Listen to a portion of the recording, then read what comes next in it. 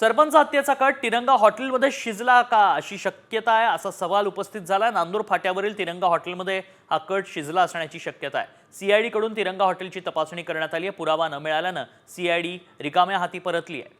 नांदूर फाट्यावरील तिरंगा हॉटेलमध्ये हा कट शिजल्याचा कयास आहे सीआयडीचा, मात्र त्यांना कोणताही पुरावा तिथं मिळालेला नाही, त्यामुळे सीआयडीची टीम रिकाम्या हाती परतली आहे। आणि त्या दिवशी भरपूर गिराईक होता। तुम्ही ओळखला होता का तेव्हा आरोपींना? नाही, आमची ओळख पण नव्हती। काही इथे चर्चा वगैरे काय केली होती का त्यांनी? काहीच नाही, भरपूर कस्टमर असतात त्याच्यामुळे काही चर्चा नाही, काही नाही। आणि नेमकं सीआयडी ने या ठिकाणी आले, सीआयडी चे पथक किती तारखेला आलं होतं? 13 तारखेला आले होते। तर त्यांनी काय विचारणा वगैरे काय?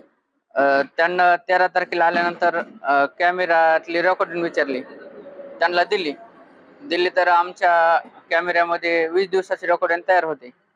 मग ते एक दिवसात डिलीट होते, तर 24 तारखेपर्यंतची रेकॉर्डिंग त्याच्यामध्ये सापडली त्यांना। मग तिथून पाठीमागली रेकॉर्डिंग नाही सापडली त्यांना। सीआयडीचं पथक किती तारखेला आलं होतं? 13 तारखेला। 13 तारखेला या ठिकाणी आलं, हो. साधारणतः 24 तारीख पर्यंत सापडलेले आहेत। हो।